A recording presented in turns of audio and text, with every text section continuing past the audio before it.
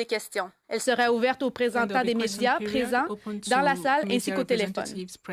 On the technical side, please note that there are 2 microphones located on each side of this room. During the question period, we request that you state your name before asking your question. We would also ask that you limit yourself to 1 question and 1 follow-up. We ask that camera operators remain behind the first row of seats and refrain from stepping onto the stage. Please ensure that your cell phones are either turned off or on vibration mode. Note that a 1-minute warning will be given before the start of the briefing. Sur le plan technique, je vous prie de noter que 2 microphones sont disponibles et situés de chaque côté de la salle.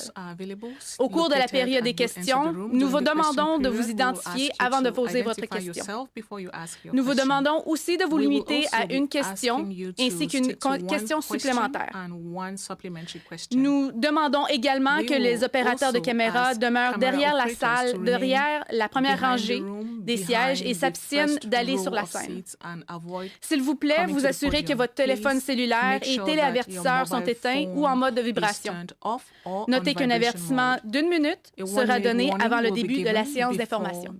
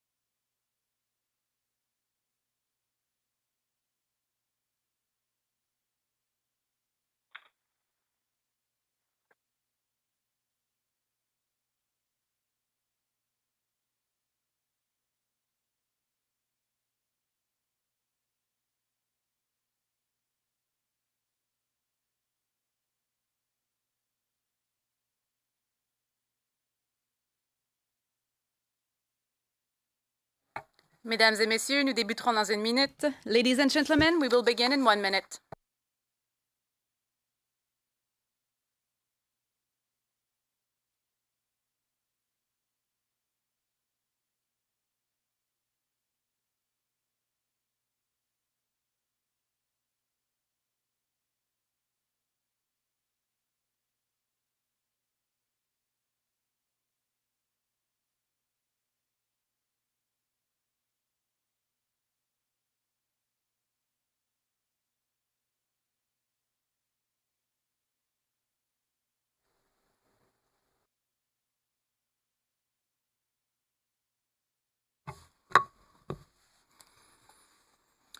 Bonjour, mesdames et messieurs.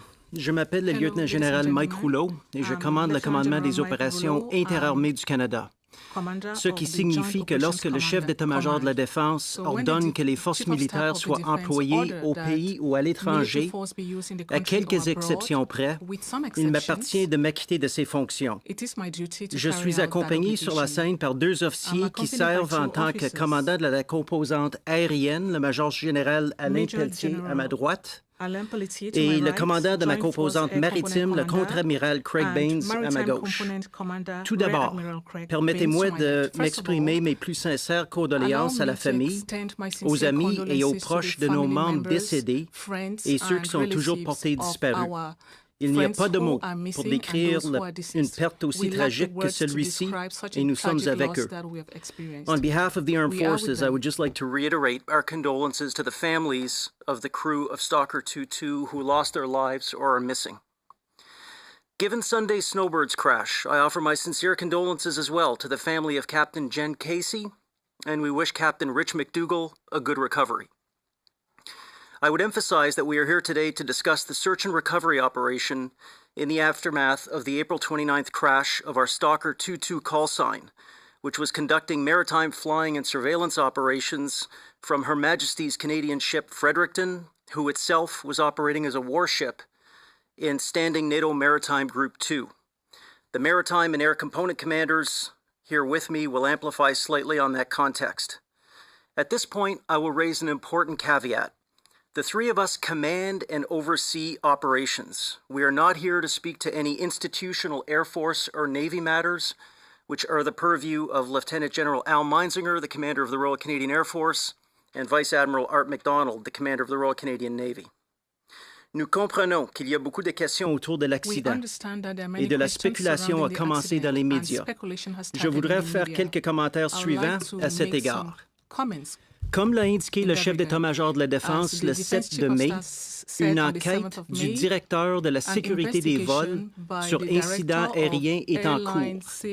Le major général Pelletier vous expliquera ce processus, mais l'argument du général Vance demeure en vigueur. Out of respect for the families, for Captain Brendan Ian MacDonald, Captain Kevin Hagan, Captain Maxime Miron-Morin, Sub-Lieutenant Abigail Cobra, Sub-Lieutenant Matthew Pike, and Master Corporal Matthew Cousins, we will not do half measures and seek partial information until the proper authorities are satisfied that we have unpacked what occurred on the 29th of April. Moreover, as a professional organization, we need to know what occurred to inform our operations, our capabilities, morale, and confidence. What I will offer is the following. Military operations carry inherent risk, and it is impossible for us to mitigate those risks to zero in what we do either in training or operations. We are a learning organization, and if there are things we need to adjust, we will. This is how we grow as an organization. As the force employer, the work I have seen by our sailors and aviators in my 2 years as the commander of Joint Operations Command has been exemplary. The young women and men who fly and sail out there do so in an extremely professional manner, often in very challenging environments. They are very skilled at what they do. Beyond the flight safety investigation, there are 2 additional administrative investigations being conducted. The first is a summary investigation. Its purpose is to ascertain the status of the unrecovered crew for the purposes of family estate planning. This summary investigation began on the 8th of May and will deliver its findings to me within 60 days, which I will then forward to the Chief of the Defense Staff. The second investigation is the Board of Inquiry. A Board of Inquiry is an internal, non-judicial, fact-finding investigation aimed at examining and reporting the circumstances of the incident. Findings will be made as to the causal factors of the accident and compliance with aspects like maintenance and other matters. This investigation will take longer than the summary investigation, and we as an institution recognize the criticality of this Board of Inquiry to both our work as a military and of course to the families of our fallen. The board is being assembled now, and I expect to sign the convening order later this week and will forward in due course the findings and recommendations of the Board of Inquiry to the Chief of the Defense Staff. Now to the matter of the search and recovery operation. The decision was made very quickly following the incident that we would attempt to find and recover both our fallen and the machine, to bring both our shipmates and aircrew home, and to maximize the chances to fully understand what happened. After rapidly assessing the parameters of the crash site at over 3,000 meters in depth, and in speaking to experts, we determined that the most rapid response capability was resident in the U.S. Navy. The Canadian Armed Forces does not possess capabilities of this nature. Speed in this search and recovery is very important for a number of reasons. The first is for the families. The second relates to our CAF ethos. We do not leave our fallen behind. And the third reason is because the environment will degrade evidence over time. I can tell you that we dispatched a team of experts within 48 hours of the incident and secured U.S. Navy support for this operation within 9 days.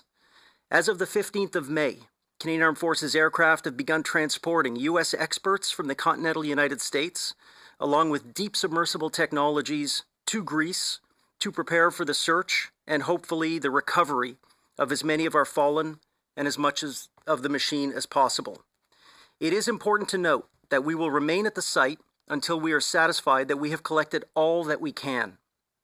There are no constraints in terms of time or cost that are limiting our ability to do this. Rear Admiral Baines will speak to the search and recovery in a little more detail, but I will close in stating that the Canadian Armed Forces is in charge of this mission. Yes, we are being enabled by the United States Navy, but there is an unbroken Canadian chain of command that exists between the vessel that will be over the crash site, my headquarters, all the way to the Chief of the Defence Staff. The Fredericton is en route to join the Standing NATO Maritime Group 1, and we are postured to send a replacement helicopter to her. But we will only initiate this once we understand the circumstances around the operational pause and when we can synchronize the transfer of that helicopter with permission being allowed to fly again. I want to reiterate that in the immediate aftermath of the crash, we recovered some debris and significantly Sub-Lieutenant Cobra. As you know, we brought Abigail home on the 6th of May. We also identified the partial remains of Captain MacDonald on the 9th of May. It is our fervent hope that this mission will see us bring others home as well. It is why CAF, and indeed Canadians, are undertaking this complicated mission. Thank you. Alain. Merci, Général. Thank you. Au nom de tous les membres de l'Aviation royale canadienne, je veux offrir mes sincères condoléances aux familles, aux amis et aux collègues de l'équipage de Stalker 22 et de la capitaine Casey, l'officier d'affaires publiques des Snowbirds. Nous continuons à ressentir profondément leur perte et nous sommes déterminés à faire tout en notre possible pour nous assurer de comprendre exactement ce qui s'est produit et pourquoi, afin que nous puissions poursuivre nos opérations et ce, tout en honorant leur mémoire. Nous offrons aussi nos vœux de prompt rétablissement au capitaine McDougall, Snowbirds 11. Les enquêtes ne sont pas des processus rapides, mais il est essentiel de prendre le temps nécessaire pour examiner tous les éléments qui ont causé ces accidents afin d'obtenir des réponses claires. Nous sommes résolus à bien faire les choses. On April 29, Stalker 22 was returning from a training mission over the Ionian Sea when it crashed into the water. The helicopter had flown by the ship and was repositioning to approach the ship from the rear in order to conduct deck hoist training prior to landing back on HMCS Fredericton. Following the crash, a 7-person flight safety investigation team was quickly dispatched and arrived in Toronto, Italy on May 2nd to begin their investigation. The data modules for the cockpit voice recorder and the flight data recorders were brought back to Canada for analysis by the National Research Council and the aircraft manufacturer. We are very grateful for their support. The investigative team continues to sort through and analyze the information at this time. There are no further updates at this stage of the investigation. In the coming weeks, the RCF Directorate of Flight Safety is expected to issue its From the Investigator report that will outline focus area for the continuing investigation and will inform our decision regarding the fleet. Immediately following the accident, I ordered an operational pause on the CH-148 Cyclone fleet in my capacity as the Operational Airworthiness Authority of the Royal Canadian Air Force. This pause was put in place as a safety precaution and resulted in a temporary cessation of flying operations on the Cyclone while we regroup as a team and work to assess and mitigate any potential risk associated with the operation of the aircraft. L'Aviation royale canadienne a mis sur pied une équipe d'experts de mon quartier général à Winnipeg et de la 12e escadre à Shearwater pour effectuer l'évaluation des risques. Cette évaluation est effectuée au moyen d'un processus que j'utilise pour comprendre le risque lui-même, déterminer comment il peut être atténué et ensuite décider d'accepter ou non ces risques avant de remettre la flotte en service. Ce processus est informé par l'information tirée de l'enquête en cours. Cette équipe vient de commencer ses travaux et par conséquent, elle n'a pas encore tiré aucune conclusion ni formulé de recommandations. Ainsi, la pause opérationnelle de la flotte d'hélicoptères CH-148 Cyclone demeure en vigueur pour le moment. As this important and time-tested process continues, I would urge us all to avoid speculation and to allow our skilled investigator teams to do their work to determine the cause of this tragic accident. Our rigorous airworthiness program is in place to ensure we operate as safely as possible in all aspects of military aviation here in Canada and around the world. Our team remains focused on one common objective, that is to do everything we can to reduce the risk of a similar occurrence in the future and hopefully prevent it altogether. Throughout this investigation and risk assessment process, we remain steadfast in our commitment to supporting the families of those we lost in this cyclone accident and keeping them informed, while ensuring the well-being of our collective Royal Canadian Air Force family. As we move towards a recovery operation, we are hopeful that additional findings will further allow us to round out our analysis and allow a safe return to flying operations in support of the Royal Canadian Navy. I will now turn it over to Vice Admiral Baines, the Maritime Component Commander. Good afternoon. On behalf of the Royal Canadian Navy, I would also like to express my sincere condolences to the families, friends, and colleagues of those we lost. The planning and beginning steps of the Canadian Armed Forces search and recovery operation of our downed CH-148 Cyclone and its crew is now underway. As we speak, we have an 8-member Canadian team deployed to Italy who are conducting preparations for the at-sea search and recovery operation.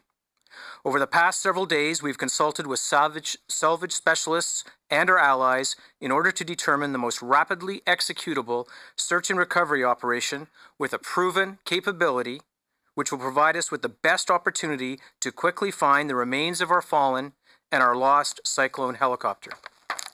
The Canadian Armed Forces will be assisted by the United States Navy, specifically members of their Naval Sea Systems Command, NAVSEA, and the Department of the Supervisor of Salvage and Diving. The USN offered us this option as both the fastest means of commencing the search, while at the same time using the same system to recover what we potentially discover. This is a proven USN capability that has been used dozens of times for search and recovery operations, which will allow us to transition quickly from the search phase to the recovery phase with the same remotely operated vehicle. This will avoid lengthy delays in transition between search and recovery. The search and recovery will use the USN's Remora Remotely Operated Vehicle, or ROV, with a flyaway deep ocean salvage system that integrates the ROV with the salvage vessel. The ROV is able to operate to a depth of 6,000 meters, twice the expected depth of where the Cyclone helicopter went down. The ROV will dive on the site from the EDT Hercules, an offshore multi-purpose support vessel, which will also be used as a platform for a potential deep-sea recovery. Une opération de récupération en eau profonde de ce genre est toujours difficile, car on ne connaît pas avec certitude le variable avant d'avoir trouvé et inspecté le site. Cela dit, nous avons une très bonne idée du secteur où se trouvent les hélicoptères et nous utilisons des systèmes éprouvés pour la recherche et la récupération. Understanding that the on-site search and recovery timing is a window. The estimated timeline for this operation is currently planned as follows. On the 20th of May, the Hercules will arrive in Suda Bay, Greece. At this point, the ROV and flyaway deep ocean salvage system will be integrated into the ship along with the Canadian and USN personnel that will support the salvage operation. We will have 5 Canadian Forces members on board, including 2 naval diving experts, 2 flight safety officers, and 1 medical officer. Étant donné la complexité de ces systèmes, on estime que le navire aura besoin d'avoir 5 jours pour intégrer les équipements nécessaires. If everything proceeds as scheduled, we are anticipating that the Hercules will depart Suda Bay on or about 25 May to transit to the search site. This transit will take approximately 26 hours. We have excellent positioning data on where the helicopter potentially is located. The underwater locator beacon, which allows us to zero in on the wreckage with a high degree of certainty, will also potentially assist with locating the helicopter or debris on the ocean floor. The search site is located in the Ionian Sea, approximately 220 nautical miles east of Catania, Sicily. Following this timeline, the search should commence within 24 hours of the vessel arriving on site. An operation of this nature is not without challenges, and factors like weather and sea state could cause delays. Our first priority is to recover our fallen, and our second priority is to recover what we can to assist in the flight safety investigation. Compte tenu de ce que nous savons de l'emplacement de l'hélicoptère et selon l'expertise de nos alliés relative à des opérations de récupération semblables, nous prévoyons que les opérations prendront environ 5 jours. Il s'agit là d'un chiffre très approximatif, compte tenu de facteurs environnementaux et techniques que pourraient entrer en ligne de compte. Upon completion of the recovery operation, Hercules will transit to Augusta Bay, Italy, in the vicinity of the Naval Air Station Sigonella. This transit is expected to take approximately 15 hours. Upon arrival, we will transition to preparing any recovered remains and equipment for transport back to Canada as soon as possible. I'm sure you can appreciate that this operation will be very challenging, primarily because there are several unknowns at this point. And it goes without saying that until our team is on site and the search begins, we cannot speculate on what they may or may not find or how long the operation will ultimately take. I have outlined the best case scenario for you, but as maritime professionals, we know that the environment has a big say on how this will unfold. Finally, it is important to note that we will ensure that the families are given regular updates as the operation progresses. Merci beaucoup. Thank you. Merci, messieurs. We will now start the question and answer session on the recovery operation for Stalker 2-2. The operator will now allow the first question on the phone. Thank you. Please press star 1 if you have a question. N'hésitez pas à appuyer sur étoile 1 pour toute question. Please press star 1 at this time if you have a question. La première question, the first question is from Lee Bertium, Canadian Press. Please go ahead. Your line is open. Votre ligne est ouverte. Yes, thank you very much. Just very quickly around the circumstances prior to the crash. You mentioned a hoisting operation. Obviously, there's been reports of what has been referred to as a brownie run, kind of a photo trying to be taken. Can you speak to exactly what the helicopter was doing in the moments before this crash, understanding that the cause of the crash is still under investigation? I'll address a couple of quick comments there, and then I'll hand over to Admiral Baines to amplify. Everything that we do with aircraft on operations is sanctioned. And so, per what General Peltier said, in terms of rumor and speculation, it would be important for people to perhaps wait for the facts to emerge. I can assure you that this helicopter was flying on a sanctioned mission.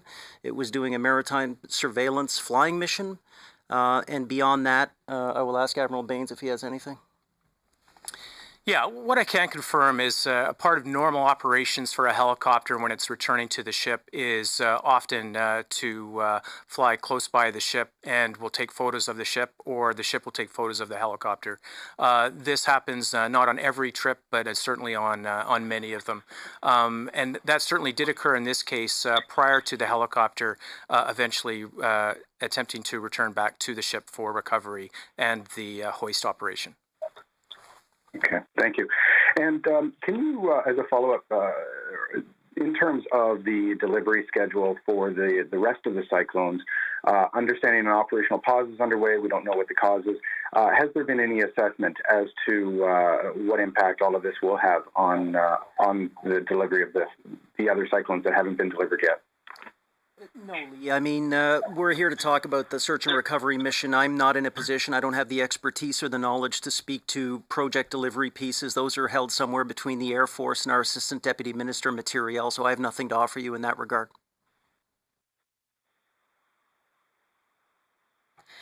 Nous allons maintenant prendre une deuxième question au téléphone. Second question on the phone. Thank you, merci. La prochaine question, the next question is from Murray Brewster, CBC News. Please go ahead, your line is open. Votre ligne est ouverte. Good afternoon, gentlemen. I am looking to direct this question to Major General Pelletier.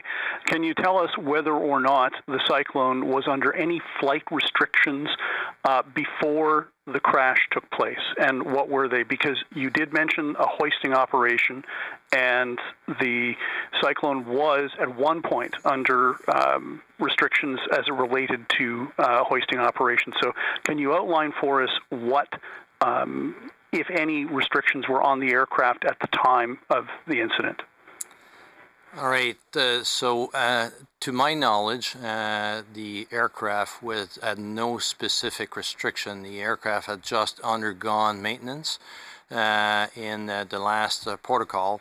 So the flight safety investigation team will actually analyze the maintenance that had taken place, if there was any minor maintenance deviation, as it occurs from time to time before the flight, which I'm not informed at this point, or I'm not aware at this point. So, but like I said, to my knowledge, not that I know, and the flight safety investigation will bring light in terms of any maintenance deviation that may have existed at the time of the flight. And just a follow-up question that relates to the Block 2 upgrade for the Cyclones, which was ordered. There was a flight control software problem with the Cyclones, a glitch, as it was recorded, that prompted the 9-week grounding of the fleet prior to its introduction into service. Can you tell me whether or not Sikorsky has been able to confirm to you that that glitch has been fixed? So with regard to the previous issue with the flight control computer system, the issue was resolved throughout the operational and the technical airworthiness management of the fleet itself.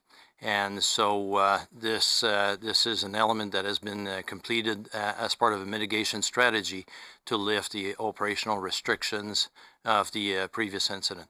And Murray, I would maybe just pile on to make a point about that, because I know there's been a bit of speculation in the media on that. You know, no leader in the Canadian Armed Forces would allow their soldiers, sailors, troopers to operate in unsafe equipment that was knowingly unsafe. Certainly that was not the case with the Cyclone. The Cyclone has flown operationally to very good effect for CJOC since July of 2018, since it was introduced for operational service. We have flown in excess of 2,200 hours operationally with this aircraft. There's a whole bunch of, I think about another 7,000 hours that were flown prior to that for the Air Force to certify it for operations. All of that said, something went tragically wrong on the 29th of April for that helicopter to go down. And so this is why the search and recovery mission that we're here to talk about today is so important. We need to find answers as to why this machine went down and why we lost 6 of our own. And that's exactly what we're going to do in the search and recovery. And I would point out that in that context, I like to think that these 6 did not die in vain, because what we learned from this accident will certainly help make flying operations with the Cyclone safer moving forward, so that we prevent a recurrence. The operator will now take the next question on the phone, please. Thank you. Merci. Once again, please press star 1 on your telephone keypad if you have a question. Then vous n'hésitez pas à appuyer sur étoile 1 pour toute question.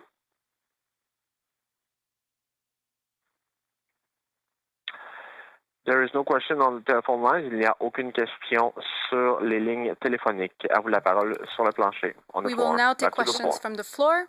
Please identify yourself, and prior to asking your questions, nous vous prions de vous limiter à une question suivie d'une complémentaire, et vous avez les micros de chaque côté pour poser votre question. Merci. Good afternoon, Sarah Sears from CBC. Rear Admiral, you touched on this briefly about where the wreckage may be. How well do you know where it might be, and what conditions might it be in at this point? Yeah, so because the helicopter went down fairly close to the ship, they had a very good positioning data on where it went down. And then, of course, because of the debris that they recovered, they had a really good initial search spot that they've obviously been able to record, and will be a place where they can start from when the salvage ship and the ROV arrives on scene. However, we do know it's been a number of days and weeks since the accident, and saltwater environment, as you can appreciate, is very unforgiving. And so for that reason, we are not expecting to be able to do any identification of any remains that we find downrange. And in fact, we fully expect that to be done if we discover remains when they're returned to Canada and certified, through a coroner. What does pressure at 3,000 meters do to the wreckage and the helicopter itself? That's a really great question, and I'm not a subject matter expert in exactly what that does, but of course you're right. It's under extreme pressure. It's salt water. The good news, though, for us is that the salvage team that is doing this operation with our Canadian members has dozens of searches of this type under their belt. They're very familiar with this type of situation. And in fact, as recently as March of 2020, they were able to get photo evidence of a helicopter that had crashed in 5,700 meters of water, almost twice as deep as where our helicopter went down. Question. We need the assistance of the United States Navy for this. Is this an example that the Canadian Navy needs more equipment, or is this just such a rare occurrence that this is an ally at a time of need? Yeah, I mean, you can't have every capability in your armed forces. It's just simply not possible. And so we obviously invest where we think we need to the most wisely. And we do know that we have allies that in certain circumstances can help us out. And in fact, in this particular case, we have a pre-existing agreement with the United States Navy to be able to help us in a situation very much like this. And so, no, I do not think we need to invest in this particular capability. Hi there, Rachel Haynes from CTV National News. You mentioned that the U.S. military is helping out with this investigation. What role are the Greek authorities or Italian authorities playing in this investigation? So we've been dealing very closely with the Italian and the Greek authorities, and I would hasten to add that there was also Turkish ships that were proximate to the accident site who helped with the initial search. The countries in question, Greece and Italy, are enabling us to do what we need to do in as timely a way as we need to do it. And so things like overflight clearances, even nuancing some of the COVID restrictions so that we can have people certified and they can move bubble to bubble, if you will, once they land. Both countries are working very well with us to make sure that we do this as speedily as we can, while respecting the sort of regulations that they have in their country. So it's actually, the cooperation's been very good. And from an allied perspective, obviously the U.S. Navy has been tremendous as well. And you just mentioned that no one would ever allow anyone to operate in unsafe equipment. So following this tragedy and also the one that we just saw over the weekend with the Snowbird, are you going to push for any kind of overall review of all of the Canadian planes that we have right now to make sure that everything is safe? Well, this sort of thing happens continuously. Commanders at various levels are always kind of monitoring the holdings that they have and making sure that the things that we are operating are fit for purpose. And where we find that there are problems, we take action. It's not like we just let the problems manifest themselves and metastasize.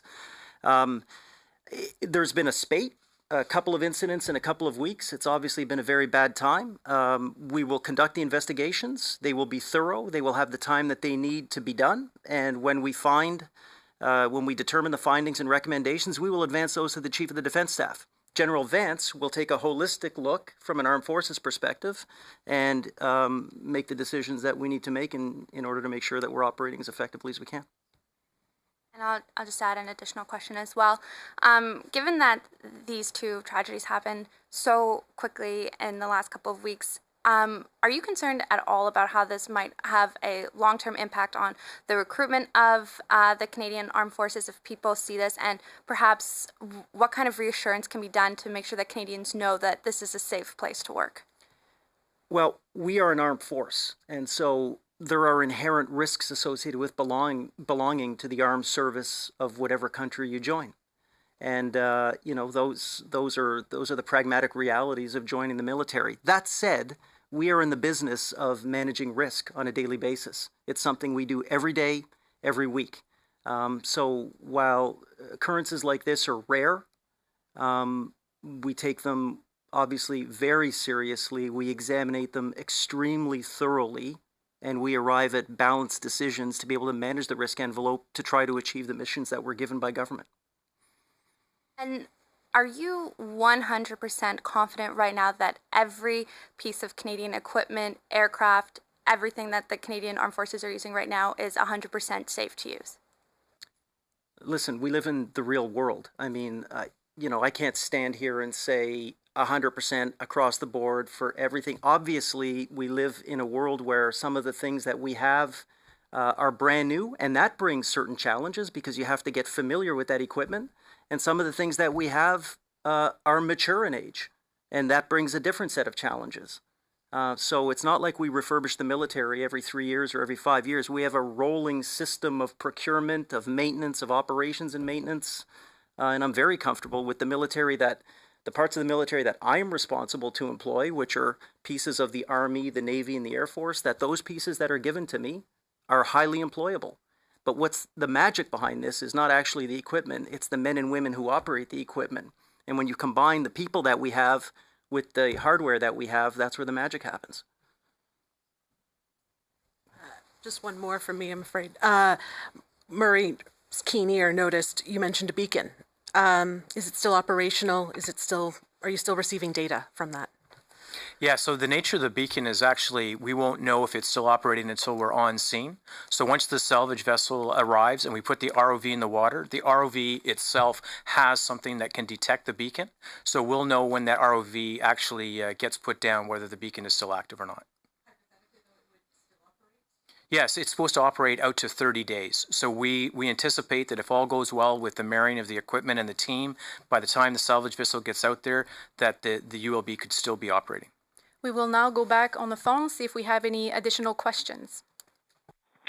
Thank you. Merci. La prochaine question, the next question is from Ken Paul, Foundland Defense. Please go ahead. Your line is open. Good afternoon, gentlemen. Given the fact that it took the U.S. Navy 15 or 16 months to recover the wreckage of a carrier on-board delivery aircraft that crashed, albeit at double the depths that you're contemplating for the Cyclone, how long are you prepared to let this recovery mission go on before you say, and it sounds very callous, sorry folks, we can't do any more, we can't recover? So this is not time-based. This is conditions-based. Now, in the planning that we've done, we have planned for multiple different contingencies of what we might find or what we might not find. What I will say is the Chief of the Defense Staff has given me complete latitude to be able to conduct this mission with no big constraints that would limit me. We need to get on scene, we need to see what we can see, and then make the appropriate decisions on that basis. What I can say, though, is that we're not going to rush out of there. We're going to be there until we're satisfied that we have collected everything that we can collect. And only at that time will I advise the Chief of the Defense Staff that we're prepared to terminate the mission, and on his authority, we would then terminate it. A supplementary, if I may.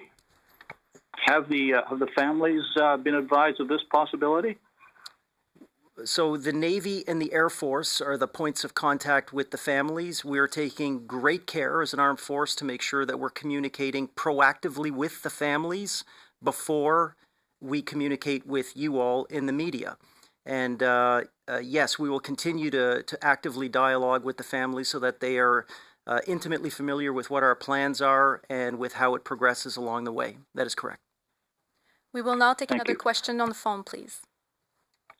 Thank you. Merci. La prochaine question, the next question is from Lee Berthiaume, the Canadian Press. Please go ahead. Your line is open. Votre ligne est ouverte. Yes, sorry. Could you just clarify something? There's been a lot of questions about how close the helicopter was to Fredericton when it went down. I think Rear Admiral Baines said very close. Can you just quantify that for us? Yeah, so what I can tell you is that the exact distance is going to be part of the flight safety investigation, and I'm not even privy to the exact distance. But what I can tell you is that it was within visual distance of the ship. Okay, and you mentioned that you are prepared to send a replacement helicopter once the operational pause is over. What are you doing in terms of mitigating the operational impact of not having those helicopters? Well, first of all, is there an operational impact? And if there is, how are you mitigating that at this moment? So our ships are designed to be able to operate both on their own and with helicopters. And certainly when they have a helicopter, that only adds to their capability in almost all areas of warfare. But the ships are completely capable of operating without a helicopter. So right now, the Fredericton, who's proceeding to join Standing NATO Maritime Group 1, will be able to carry out that operation without a helicopter. But if the operational pause is lifted and we do end up sending one downrange, that will just add to her capability. Nous allons maintenant prendre la prochaine question au téléphone, s'il vous plaît. Next question on the phone. Merci. Thank you. De nouveau, n'hésitez pas à appuyer sur étoile 1 pour toute question.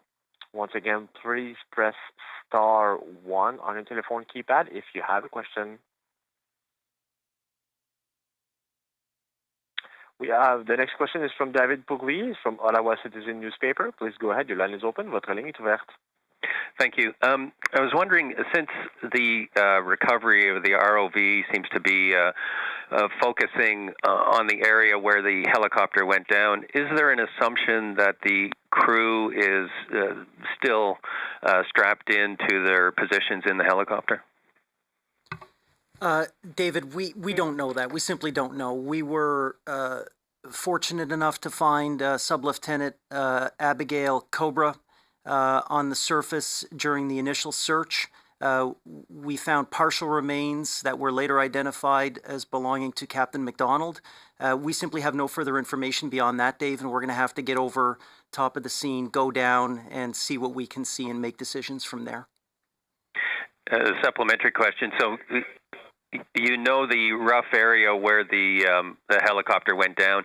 Have you located it yet, or is that what the ROV is going to do? Find it more precisely. That's exactly right, David. We know very precisely where the helicopter contacted the surface of the Ionian Sea. After that, it's all based on speculative planning until such time as we can actually get down. Now, there are a lot of subject matter experts who are involved in predictive analysis of this sort of thing, but it's only when we put the ROV down that we're going to know what we can see. Great, thank you. Nous allons maintenant prendre une autre question au téléphone. Merci. Another question on the phone. Thank you. Merci. La prochaine question, next question is from Bruce Campion-Smith from Toronto Star. Please go ahead. Your line is open. Votre ligne est ouverte. Thanks for this. Can you just describe somewhat the wreckage that has been found, and I guess the wreckage that you're missing? I don't know if you presume that the cabin, like the main aircraft cabin, is missing, and therefore the body's in it. But if you just maybe talk a bit to that point. Good. So very little is known at this point. I can tell you that what we did recover was the flight data recorder, as well as the cockpit voice recorder memory module, which is located in the tail of the Cyclone. There were other parts, but those elements were actually tabulated by the flight safety investigation team, and I've not been purview to the detailed report at this point of what has been recovered. We know that the main element of the airframe is still missing, but we don't know if it's intact or not at this point. And I guess maybe just some clarification around kind of the final minutes of the helicopter. So I understand it had come past the ship in a photo run of some sort, and then was circling around to the rear, and it was at some distance, and that's where the impact happened. And as well, I guess, given it was a photo run, do you know if you have video or photo evidence of the actual crash? So we have nothing to offer, Bruce, beyond what was already explained. Everything in relation to what we might have access to, what the witnesses might have seen, were there pictures taken, we don't know that right now, and we shouldn't know that. The incident happened, we searched, immediately a flight safety investigation has been initiated, and that's held at arm's length from the chain of command for a lot of good reasons. Principally to protect the integrity of that independent investigation and not be prejudiced by anything from the chain of command. So right now, the Directorate of Flight Safety, Colonel Alexander, and his team are looking at all of that, and we simply have nothing more to tell you until the first update that Major General Peltier spoke of a little bit earlier. Does that make sense, Bruce? Yep, thank you. We will now go back to the room for questions. Any other questions from the floor? I was just hoping to follow up a little bit about what David was asking about a photo run. I thought that was in his question, but can you just tell me a little bit about what the exercise, why they were out there as part of the, and we know it's a training mission, but specifically what were they doing in the cyclone that day before the crash happened? So I'll just say a few words up front and then ask Admiral Baines if he has anything to add. It would be important that we not focus on this, two-word photo run. That's not language that we use. That's colloquial language that's been introduced by others.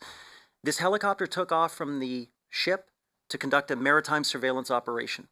It had been in the air for, I believe, several hours and was returning to the ship. And so I wouldn't want to leave you with the notion that it took off to go and do a photo run. That was not the case. It was doing a maritime surveillance operation, and in that context, there were two members of the ship's company, the two sub-lieutenants, who were on board as part of the familiarization thing, and perhaps I could just ask Admiral Baines to just explain kind of why that is the case. Yeah, thanks, sir. So as the General said, the helicopter was doing a maritime surveillance operation working with Standing NATO Maritime Group 2 and the other ships that were out there in addition to the Fredericton, which included an Italian and a Turkish ship. And that mission was really to be able to pass information back and forth between the helicopter and the ships so that they have a good understanding of what is in their vicinity. And it's a very normal mission for the helicopter. And as part of that, two sub-lieutenants from the ship under the commanding officer's authority were on the helicopter to become familiar with helicopter operations. As you can appreciate, having a helicopter on board the ship is really important, and it's also important that the folks that work on the ship understand how the helicopters work, what their missions are, so that they can better use them when they're on the ship. And so that's why the sub-lieutenants were on board. Okay, and if I may, I'll bring in the aviator perspective to this. First of all, the Cyclone has been designed to actually support the Royal Canadian Navy in a number of missions. One of them is pretty much surface surveillance. The other one is subsurface surveillance. We also employ it in the utility role to actually move people around from one ship to the other, and into the search and rescue role as well. So in this case, the maritime helicopter, the Cyclone, was actually supporting the warship in the surface surveillance role.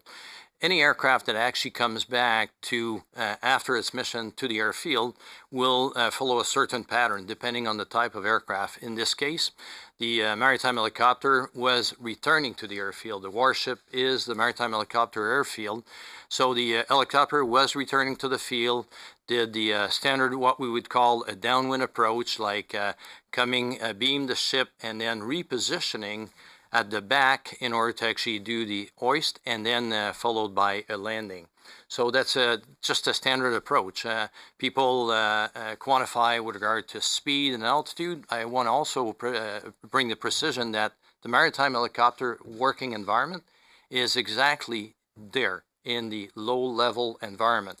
It's able to hoist up and down elements in support of the mission that I just mentioned, and that will be done in the low-level environment as well. So I just wanted to actually bring a little bit more to the context of the environment. And I'm wondering if you can confirm if the possible causes of this accident are restricted to the Cyclone fleet. Has Sikorsky notified operators of the S-92, the civilian model, to any possible problems? Okay, I'm not going to speak on behalf of the company. The CH-148 Cyclone is a very different machine than the S-92. It's not only a militarized version of the helicopter, it's had a number of components, including its mission system, that is the kit that we brought on board of the helicopter to actually support the Royal Canadian Navy in its multitude of missions. And so because of that, I see this as being a CH-148 Cyclone accident. I will leave it up to the company to actually explain the difference and how whatever is found through our flight safety investigation team and through their rigorous process, what will be the resulting impact on the cousin fleet, if I could call it that way, of the S-92. We will now go back on the phone for a few more questions.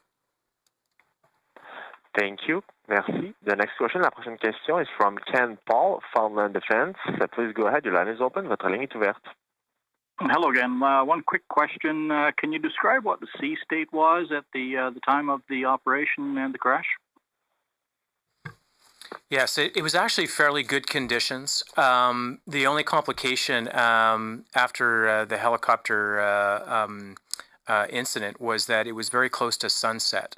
And so as the ship was doing that initial search for survivors, it was becoming more and more complicated as they lost light around that time of day.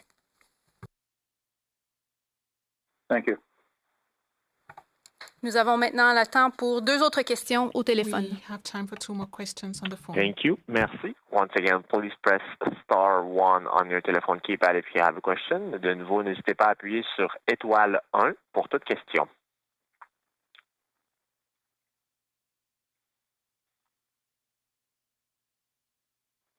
We do not have any question registered on the phone. Nous n'avons plus de questions enregistrées sur le téléphone. Back to the floor. Ladies and gentlemen, this concludes today's announcement. Thank you very much for attending. Mesdames et messieurs, ceci conclut cette annonce. Merci d'avoir assisté à notre événement. Thank you for attending.